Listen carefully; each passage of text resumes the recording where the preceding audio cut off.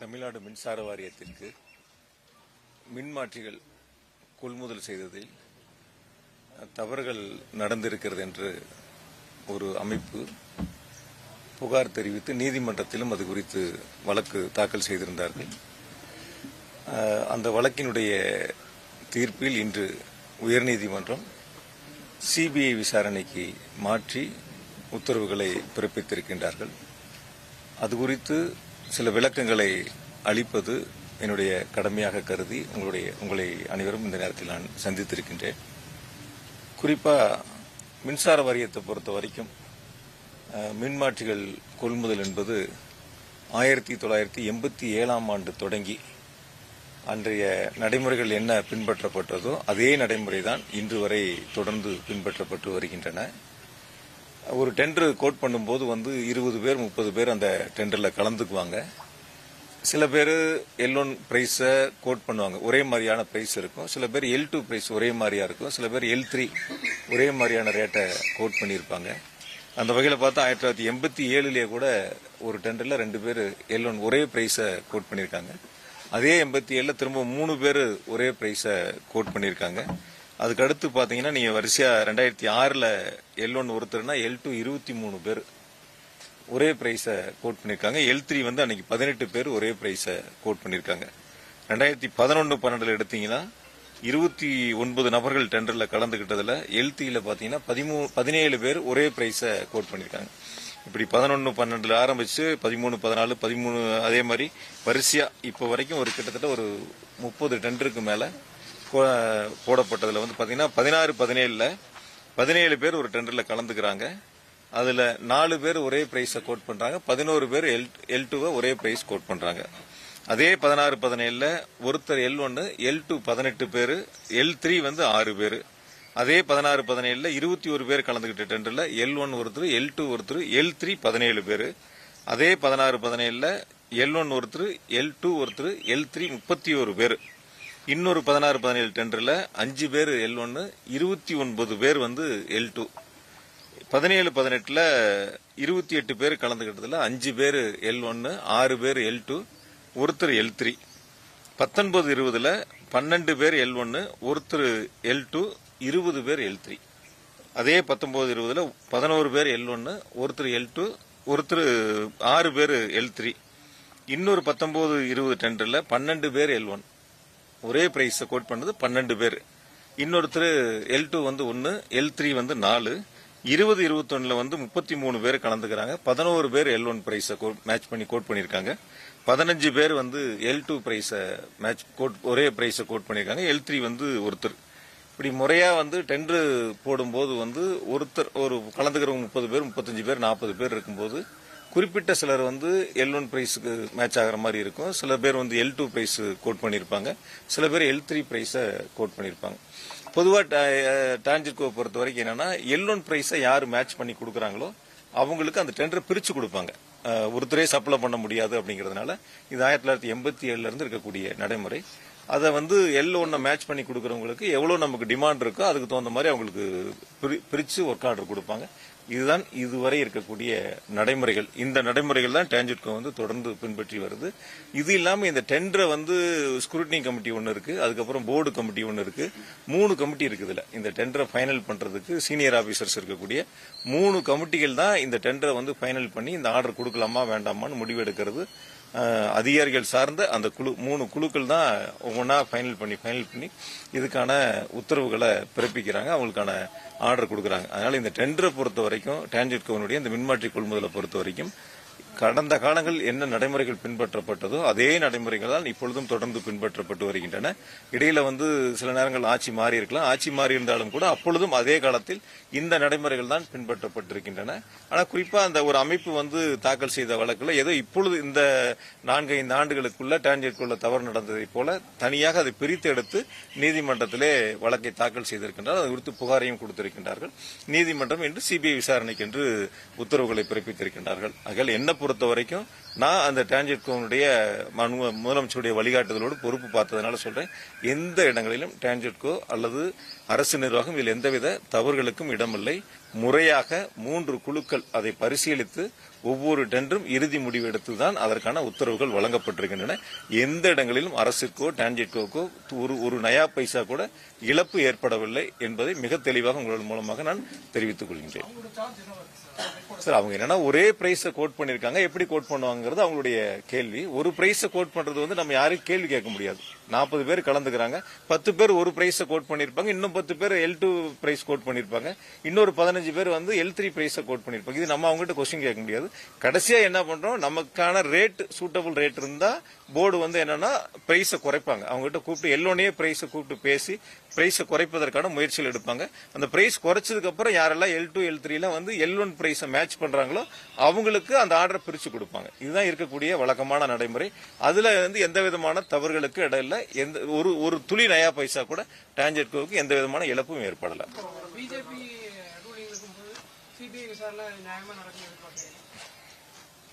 CBI விசாரணை நியாயமா நடக்குமா நடக்கலையான்னு விசாரணை ஆரம்பிச்சதுக்கு அப்புறம் நம்ம எப்படி போகுது என்னங்கறத பொறுத்திருந்து பார்ப்போம்.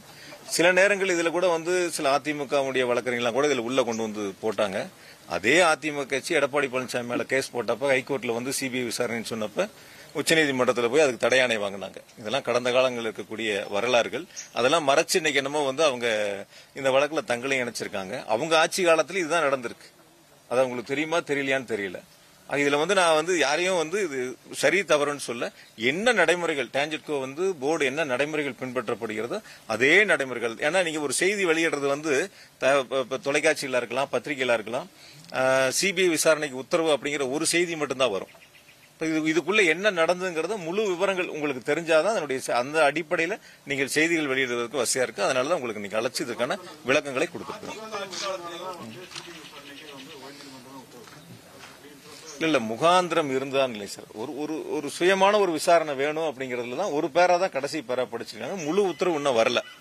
நீதிமன்றத்தினுடைய முழு உத்தரவு இன்னும் வரல. அந்த ஆர்டர் கிடைச்சதுக்கு அப்புறம் தான் அதுக்குள்ள என்னென்னலாம் சொல்லியிருக்காங்க தெரியும். கடைசி பேரா மட்டும் வாசிச்சிருக்காங்க. அதனால அந்த கடைசி பேரா வாசிச்சு நாளைக்கு ஆர்டர் வர 2 நாள் ஆச்சுன்னா இன்னைக்கு நீங்க சிபிஐ விசாரணை மட்டும்தான் அப்படிங்கறது மட்டும்தான் தலைப்பு செய்தியா போடுவீங்க. அதுக்காக தான் இந்த விளக்கங்களை கொடுக்குறோம். முழு ஆர்டர் வந்ததுக்கு அப்புறம் நான் உங்களை சந்திக்கிறேன். அப்ப அதுல என்னெல்லாம் சொல்லியிருக்காங்க என்னங்கிற கருத்து நான் திரும்ப நான் சொல்றேன். சார், இது நெருக்கடின்னு பார்க்கல. அதாவது வந்து ஒரு புகார் கொடுக்கக்கூடிய ஒரு அமைப்பு கூட ரொம்ப வசதியா இந்த 4 வருஷத்துல நடந்தது மட்டும் தனியா பிரிச்சு எடுத்து இது தவறு நடந்திருக்குன்னு சொல்லக்கூடியவங்க இல்ல. அவங்க 21க்கு அப்புறம் எடுத்து சொல்றாங்க. ஒரு 7 டெண்டர்ல இந்த மாதிரி நடந்திருக்கு, ஒரே பிரைஸ கோட் பண்ணிருக்காங்க. எப்படி அவங்க கோட் பண்ணாங்க? அதுக்கு முன்னாடி 16, 17 நான் இப்ப எவ்வளவு டெண்டர் சொன்னேன், 18, 19 சொன்னேன். 87 இருந்து இந்த நடைமுறை இருக்கு. அதெல்லாம் ரொம்ப வசதியா மறைச்சு இந்த 5 வருஷத்தை மட்டும் தவறு நடந்ததை போல அந்த அமைப்பு வந்து ஒரு சில கட்சிக்கு ஆதரவாக செயல்பட்டதா தான் நான் நினைக்கிறேன். அவங்க வந்து ஒரு சுயமா செயல்படல, ஒரு கட்சிக்கு ஆதரவாக செயல்பட்டு நீதிமன்றத்தில் இது போன்ற ஒரு வழக்கை தாக்கல் செய்து இந்த உத்தரவுகளை பெற்றிருக்கின்றார்கள். பொறுத்திருந்து பார்ப்போம்.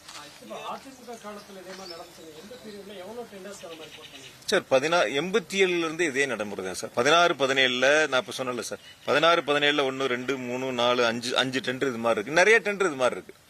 நிறைய டெண்டர்கள் இது மாதிரி 17, 18 இருக்கு, 19, 20 இருக்கு, 20, 21 இருக்கு. ஒவ்வொரு வருஷமும் ஒரு 30 பேர் 40 பேர் இந்த டெண்டர்ல கலந்துக்குவாங்க. ஒரு 5, 6 பேர் இல்ல ஒரு 10 பேர் L1 பிரைஸுக்கு ஒரே மாதிரியான பிரைஸ கோட் பண்ணிருப்பாங்க. சில பேர் L2 பிரைஸ் ஒரே மாதிரியான பிரைஸ் இருக்கும். அது அந்த அமைப்பு தான் கேட்கணும். அவங்க தாக்கல் பண்ணதுல அந்த 5 வருஷம் மட்டும் இருக்கு. அந்த அமைப்பு தாக்கல் பண்ணதுல உறுதியா இருக்கும். இல்லாம எப்படி இருக்கும்? அந்த அமைப்பு வந்து இப்ப பேசக்கூடியவங்க போன ஆட்சியை பத்தி எதுவுமே பேசுறது இல்லையே. எங்க அரசாங்கத்தை பத்தி மட்டும் தானே பேசிட்டு இருக்காங்க. எங்க அரசாங்கத்தின் மேல மட்டும் தானே புகார் சொல்லக்கூடிய கருத்துக்களை முன்வைக்கிறாங்க. அதெல்லாம் அதுக்கப்புறம் இடையில எதுவும் பேசினாங்களா சார்? அது சம்பவமா தொடர்ச்சியா ஏதாவது வழக்கு தாக்கல் பண்ணாங்களா? அதோட அதை முடிச்சுக்கிட்டாங்க. அதெல்லாம் கடந்த காலங்கள்ல. அதுக்கு பிறகு இந்த இடையில 5 வருஷத்துல அந்த வழக்கை பத்தி அவங்க எதுவுமே பேசினதே இல்லையே. அந்த வழக்கை அவங்க தொடர்ந்து நடத்தினது இல்லையே. எடப்பாடி பழனிசாமி வந்து சிபிஐ உத்தரவு போட்டப்ப வந்து டெல்லியில போய் ஸ்டே வாங்கினாரு. அதுல கூட அவங்க சேர்ந்து தாக்கல் பண்ணிருக்கலாமே கேஸ்ல.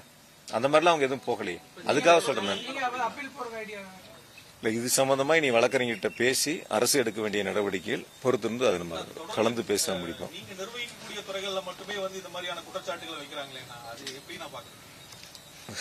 அதாவது பொதுவெளியில் மக்கள் மன்றத்தில் வீழ்த்த முடியாதவர்கள் நீதிமன்றத்திற்கு போறாங்க. அந்த வழக்கு தாக்கல் செய்யப்பட்டதால் ஒருவர் குற்றவாளி என்பதை போல ஒரு தோற்றத்தை உருவாக்க முயற்சிக்கிறாங்க. அந்த வழக்கு தாக்கல் செய்யப்பட்டவுடன் அதிமுக இருக்கட்டும், பிஜேபியா இருக்கட்டும், அவங்களுடைய நிர்வாகிகளா இருக்கட்டும், சமூக வலைதளத்திலையும் சில அவங்களுடைய பேட்டிகளையும் பார்க்கும்போது ஏதோ குற்றச்சாட்டு நிரூபிக்கப்பட்டதை போல அவங்களுடைய கருத்துக்களை பொதுவெளியில உங்ககிட்ட கூட செய்தியாளர் சந்திப்பில் கூட அந்த கருத்துக்களை தொடர்ந்து முன்வைக்கிறாங்க. அதுக்கு சில உதாரணங்களை அங்கே தேர்தல் களத்தில் நம்மளும் பார்த்தோம். ஒரு உதாரணங்கள், அதாவது வடக்கு தொகுதியில் பிஜேபியில் போட்டியிட்ட அந்த வேட்பாளர் தெற்குல இருந்து அவங்க வடக்குக்கு போனாங்க. என்னை பற்றி சில கருத்துக்கள்லாம் அதில் கூறியிருந்தாங்க. அதில் ரொம்ப கடுமையான வார்த்தைகள்லாம் பயன்படுத்தி இருந்தாங்க. ஒரே ஒரு கேள்வி அவங்க கிட்ட கேட்கறேன் நான். 2000 இப்ப நாடாளுமன்ற தேர்தல் நடந்து முடிஞ்சது. அந்த நாடாளுமன்ற தேர்தலில் பிரதமரும் உள்துறை அமைச்சரும் எடப்பாடி பத்தி பேசினதை ஒரு தடவை அவங்க போட்டு பார்த்துட்டு அவங்க பதில் சொல்லிட்டோம். அந்த அதிமுக அரசாங்கத்தை பத்தி, அரசாங்கம் ஆட்சியில் இருக்கும்போது கூட உள்துறை அமைச்சரும் மோடியும் பிரதமரும் என்ன அதிமுக பத்தி ஊழல் அரசாங்கம், எப்படிப்பட்ட அரசாங்கிறதெல்லாம் அவங்களாம் சொன்னாங்க. அதெல்லாம் அவங்களுக்கு தெரியும். அதெல்லாம் திரும்ப ஒரு முறை போட்டு பார்த்துட்டு மறந்துருப்பாங்க. ஏன்னா அவங்களுக்கு கொஞ்சம் மறந்ததுனால இதெல்லாம் ஞாபகம் இருந்திருக்காது. இப்ப நான் ஞாபகப்படுத்துறேன். ஒரு முறை அவங்க இதெல்லாம் போட்டு பார்த்துட்டு பிரதமர் என்ன பேசினாரு எடப்பாடி பத்தி, அரசாங்கத்தை பத்தி, உள்துறை அமைச்சர் என்ன பேசினாங்க, அந்த தேர்தலில் என்ன கருத்துக்கெல்லாம் முன் வச்சாங்கன்னு பார்த்துட்டு அதுக்கப்புறம் மற்ற அரசியல் பத்தி பேசினாங்கன்னா நியாயமா இருக்கும். மக்கள்கிட்ட போய் சந்திச்சு வாக்குகளை கேட்டு வெற்றி பெற முடியாதவங்க தனிப்பட்ட முறையில் தாக்குதல், விமர்சனங்கள் என்பது ஏதோ நீதிமன்றத்தில் வழக்கு தாக்கல் செய்யப்பட்ட உடனேயே தீர்ப்பு வந்ததை போல, தண்டனை வழங்கப்பட்டதை போல ஒரு கருத்தை முன்வைக்கிறங்கிறது தான் என்னை பொறுத்த வரைக்கும் ஏற்புடையதில்லை. இப்படி பார்த்தா நிறைய அரசியல் தலைவர் மேல, நிறைய அரசியல்வாதிகள் மேல கேஸ் இருக்கு. அது தீர்ப்பு வரணும். இப்ப டெல்லி முதலமைச்சர் மேல, கெஜ்ரிவால் மேல கேஸ் போட்டாங்களே, என்னாச்சு? அந்த வழக்கு என்னாச்சு? ஒரு வழக்கினுடைய இறுதி தீர்ப்பு வருவதற்கு முன்பாகவே அதிமுக பிஜேபி எல்லாம் அவங்க மேல இருக்கிற கேஸ் எல்லாம் விட்டுருவாங்க. மற்றவங்க மேல இருக்கிற கேஸ் மட்டும் வசதியா எடுத்துக்குவாங்க. பொறுத்திருந்து பார்ப்போம்.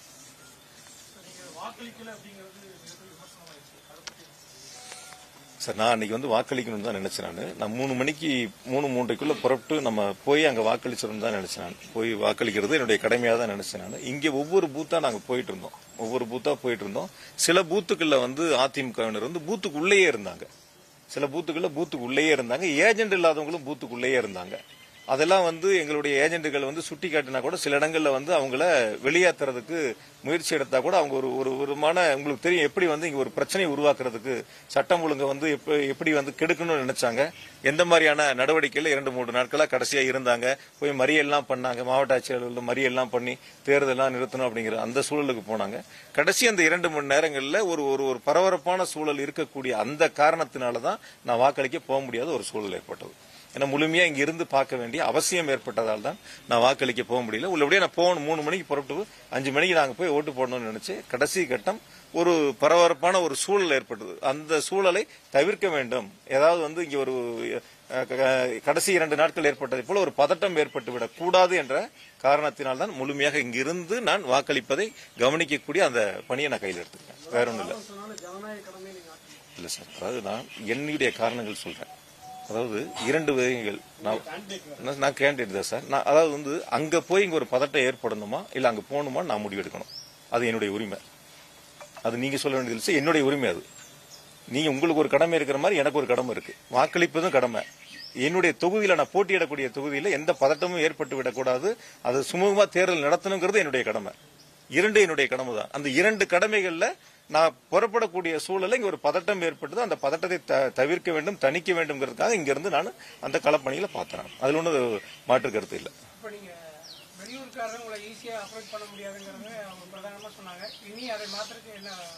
தொகுதியில தானே இருக்கேன். தொகுதிக்குள்ள தானே சார் இருக்கேன். வெளியூருக்கார் தானே சார் இங்க 4 வருஷமா வேலை பார்த்தோம். வெளியூருக்கார் தானே சார் இங்க 4 வருஷமா வேலை பார்த்தோம். வெளியூருக்கார தானே எல்லா திட்டங்களுக்கும் அடிக்கல் நாட்டுறதுக்கு முதலமைச்சரோட நிகழ்ச்சியில கலந்துகிட்டது. ஒவ்வொரு ரோடா சந்தா போய் நீங்க என்னோட தானே சார் வந்தீங்க. 4 வருஷமா இங்க தானே சார் உட்காந்து ரோடு வேலை ஆரம்பிக்கிறது, சாக்கடை வேலை ஆரம்பிக்கிறதுல இருந்து இது சுகாதார மையம் ஆரம்பிக்கிறது இருந்து எல்லா வேலையும் ஒன்னா தானே போய் பார்த்தோம். எல்லாரும் ஒன்னா தானே பார்த்தோம். என்ன எதிர்த்து என்ன வேட்பாளர் இருக்காரு அதிமுக, அவர் எந்த ஊர் சொல்லுங்க. அவருடைய பர்த் சர்டிபிகேட் எந்த ஊருக்கு சொல்லுங்க. அவர் எந்த ஊர் சார்? அவர் என்ன 20 வருஷத்துக்கு முன்னாடி வந்தார் சார். நான் ஒரு 5 வருஷம் லேட்டா வந்திருக்கேன் சார். அவ்வளவுதான் சார். வேற ஒண்ணு.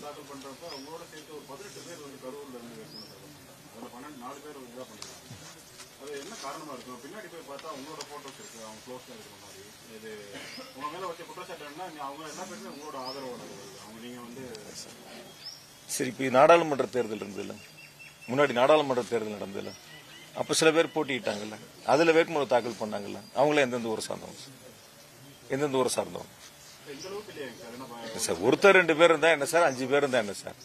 ஒருத்தர் 2 பேர் இருந்தா என்ன, ஒருத்தர் 2 பேர் இருந்தா சரி, 5 பேர் இருந்தா தவறா சார்? 5 பேர் இருந்தா தவறா சார்?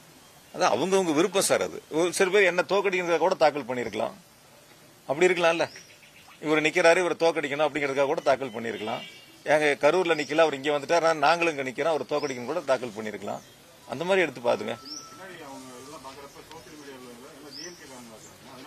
உறுதியா சார், எந்த ஒரு டிஎம்கே பொறுப்புல இருக்கிறவங்களும் அந்த மாதிரி வேட்புமனு தாக்கல் செய்ய மாட்டாங்க. அப்படி தாக்கல் செஞ்சா உறுதியா தலைமை நடவடிக்கை எடுத்துரும். அந்த மாதிரிலாம் இருந்தா நடவடிக்கை எடுத்துருவாங்க தலைமையில. சுயேட்சை அந்த மாதிரி யாரும் போட முடியாது, கட்சி பொறுப்புல இருக்கிறவங்க. அதனால இன்றைய பத்திரிகையாளர் சந்திப்பை பொறுத்த வரைக்கும் இந்த சிபிஐ விசாரணையுடைய உத்தரவு குறித்து உங்களுக்கு சில விளக்கங்களை கொடுப்பதற்காகத்தான் நாம் சந்தித்திருக்கின்றோம். இந்த உரிய விளக்கங்கள் என்பது ஏற்கனவே 87 நடைமுறை பின்பற்றப்பட்ட நடைமுறைதான் இப்பொழுதும் பின்பற்றப்படுகிறது. ஆகையால் மின்சார வாரியத்திற்கோ தமிழ்நாடு அரசிற்கோ ஒரு நயா பைசா கூட எந்த விதமான இழப்பும் ஏற்படவில்லை. முழுக்க முழுக்க அந்த அமைப்பு என்பது அரசியல் காழ்ப்புணர்ச்சிக்காக யாரோ தூண்டுதலின் பெயரில் இந்த வழக்கை தாக்கல் செய்திருக்கின்றார்கள். நீதிமன்றத்தில் நிச்சயமாக இந்த வழக்கு குறித்து உரிய விளக்கங்களை கொடுத்து நாங்கள் நிரூபித்து வெளிவருவோம்.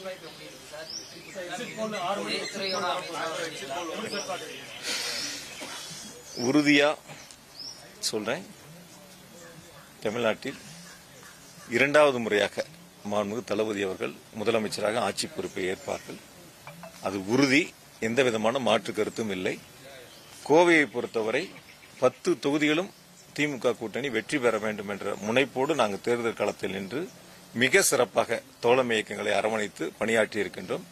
அந்த நாங்கள் எடுத்திருக்கின்ற முயற்சி 10க்கு 10 வெற்றி என்ற இலக்கை நோக்கி நாங்கள் பயணித்திருக்கின்றோம். நிச்சயமாக வெற்றி பெறுவோம். மேற்கு மண்டலத்தை பொறுத்தவரை 35 தொகுதிகள் மாண்பு முதலமைச்சர்கள் என்னிடத்திலே பணியாற்றக்கூடிய வாய்ப்பை தந்த தொகுதியில் 35 தொகுதியிலும் வெற்றி பெற வேண்டும் என்ற முனைப்போடு தான் நாங்கள் தேர்தல் பணிகளை முன்னெடுத்திருக்கின்றோம். நிச்சயமாக நாங்கள் வெற்றி பெறுவோம். தேர்தல் களத்தில் அதிமுக திமுக 2 பேருமே சம அளவில் பணத்தை வீசி எறிஞ்சிருக்கிறார்கள் என்கின்ற அந்த குற்றச்சாட்டை மறுக்கிறீங்களா?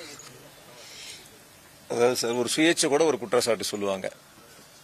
சுயேட்சை கூட ஒரு குற்றச்சாட்டு சொல்லுவாங்க. இப்ப நீ என்னோட தொகுதியில் இருக்கிற அதிமுக போய் தேர்தலை நிறுத்தணும் அப்படின்னு போய் ரோட்ல உட்காந்துருந்தாரு. அவர் தோல்வின்னு வரும்போது அந்த தோல்வியை மறைப்பதற்கு அல்லது தோல்வியை ஏற்றுக்கொள்ள முடியாதவர்கள் பல்வேறு குற்றச்சாட்டுகளை சொல்லுவாங்க. அந்த குற்றச்சாட்டுகள்ங்கிறது நிரூபிக்கணும்ல. யார் மேல வேணாலும் எந்த குற்றச்சாட்டுகள் வேணாலும் சொல்லலாம், எந்த குற்றச்சாட்டுகள் வேணாலும் சொல்லலாம். என் மேல எவ்வளவு குற்றச்சாட்டுகள் சொன்னாங்க. 5 எலெக்ஷன்ல ஜெயிச்சிருக்கேன், இப்ப 6வது எலெக்ஷன்.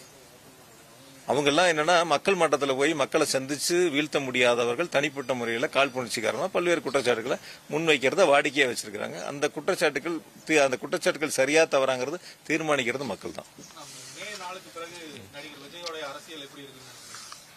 4ஆம் தேதி வாக்கு எண்ணிக்கை முடியட்டும் சார். நம்ம எல்லாம் ஒரே வாக்கு மையத்தில் தான் இருக்க போறோம். வாக்கு எண்ணிக்கை முடிந்து அன்னைக்கு நான் உங்களை சந்திப்பேன். கண்டிப்பா அன்னைக்கு பேசுவேன் என்ன எப்படி இருக்கு. குறிப்பிட்ட ஒரு கூட்டம் வந்து அவர் வந்து முதல்வரா வந்து ஏற்றுக்கிட்டாங்க. அதே சமயம் வாக்கு முடிவு எப்போதுன்னா தோல்வி அடைஞ்சா தவறான முடிவுகள் எடுக்க வாய்ப்பு இருக்கு. தலைவர்கள் வந்து ஒவ்வொருத்தரும் ஒருத்தருடைய கருத்து சொல்லுவாங்க சார். அந்த கருத்துக்கு நம்ம பதில் சொல்ல வேண்டிய அவசியம் நமக்கு கிடையாது. எனக்கு அது கிடையாது. நீங்க ஒரு கருத்து சொல்லலாம், சார் ஒரு கருத்து சொல்லலாம், அவர் சார் இன்னொரு கருத்து சொல்லலாம். அது உங்களுடைய கருத்து. அதுக்கு நான் பதில் சொல்லி விளக்கம் சொல்ல வேண்டிய அவசியம் கிடையாது. எங்களுடைய நிலைப்பாடு நான் தெளிவா இருக்கிறோம். ஆரம்பத்தில் உங்ககிட்ட சொன்னதான் 5 ஆண்டு காலம் முதலமைச்சருடைய சாதனைகளை மக்கள்கிட்ட சொன்னோம். அடுத்த 5 ஆண்டுகளும் நிறைவேற்றக்கூடிய வாக்குறுதியை மக்கள்கிட்ட சொன்னோம். மக்கள் அதை ஏற்றுக்கொண்டார்கள். உதயசூரியனுக்கும் தோழமை இயக்கங்களுக்கும் வாக்களித்திருக்கின்றால் நிச்சயம் வெற்றியை வழங்கக்கூடிய வாக்களை செலுத்தியிருக்கின்றார்கள்.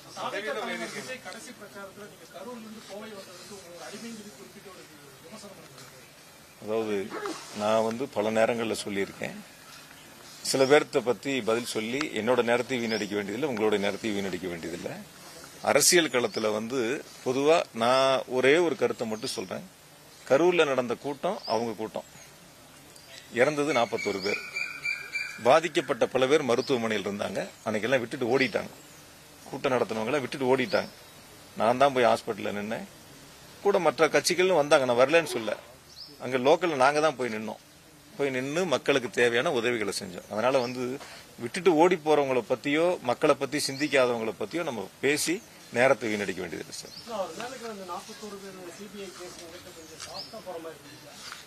தெரியல சார், பார்ப்போம் எப்படின்ட்டு. எப்படி போகுதுன்னு பார்ப்போம். என்ன இப்பதானே நடந்துட்டு பார்ப்போம் சார், பொறுத்திருந்து பார்ப்போம். அதனுடைய முடிவு எப்படி வருதுன்னு பார்ப்போம், எந்த மாதிரி இருக்குன்னு பார்ப்போம். திமுக ஆட்சி அமைச்சுன்னா விஜய் உங்களோட பி டீம்ங்கறாங்க. யாருக்கு யார் வசதியா வேணாலும் சொல்லிக்கலாம் சார், யாருக்கு யார் வசதியா வேணாலும் சொல்லிக்கலாம், அது ஒன்றும் பிரச்சனை இல்லை. நான் தெளிவா சொல்றேன், இறுதியா சொல்றேன், உறுதியா சொல்றேன், 2வது முறையாக மாண்புமிகு தளபதி அவர்கள் முதலமைச்சராக ஆட்சி பொறுப்பை ஏற்பார்கள்.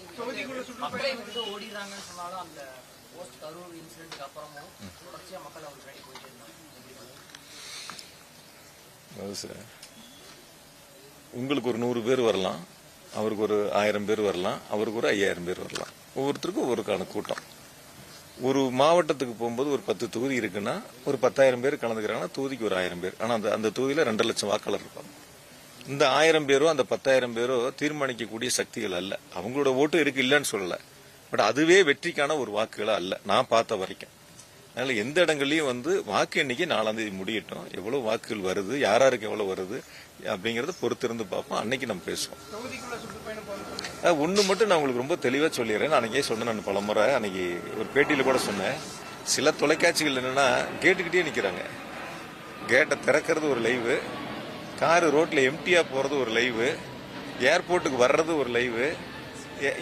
எந்த இடமே எனக்கு தெரிஞ்சு இப்படி ஒரு அரசியல் கட்சியினுடைய தலைவர்களுக்கு பொதுவா முதலமைச்சர், பிரதமர், எதிர்க்கட்சி தலைவர்லாம் பேசும்போது ஒரு லைவ் காட்டுவாங்க, அல்லது அந்த கூட்டம் இருக்கிற இடத்துல ஒரு லைவ் காட்டுவாங்க. இப்ப ரோட் ஷோ வந்து ஆரம்பிக்கிறாங்கன்னா அந்த ஆரம்பிக்கிற இடங்கள்ல இருந்து ஒரு லைவ் போடுவாங்க, கூட்டம் முடிகிற வரைக்கும் அந்த லைவ் இருக்கும். சில நேரங்கள் நானே நிறைய தொலைக்காட்சிகள்ல வந்து பார்க்கும்போது வெறும் கேட்டை திறக்கிற மாதிரி ஒரு லைவ், அதுக்கடுத்து கார் கண்ணாடி முழுசா சாத்தி இருக்கு, உள்ள பூரா கருப்பு ஸ்டிக்கர் ஒட்டி இருக்கு, இருக்காங்களா இல்லையானே தெரியல, கார் எம்டியா இல்ல டிரைவர் இருக்காரா இல்ல அதுவே வந்து ஆட்டோமேட்டிக் காரான்னு தெரியல. அது ஒரு லைவ்.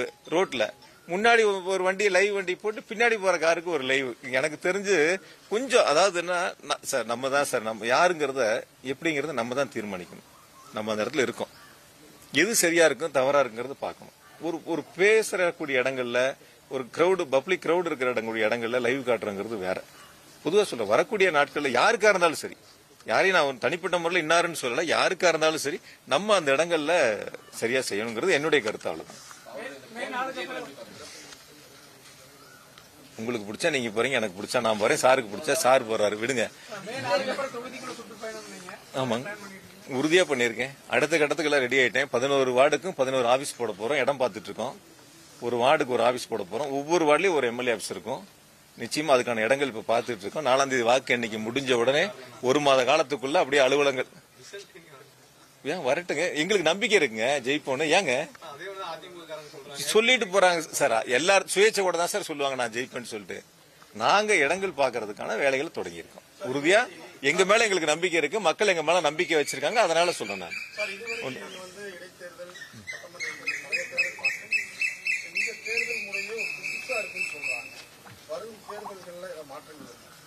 புதுசா இருக்குன்னு எனக்கு ஒன்றும் தெரியல சார்.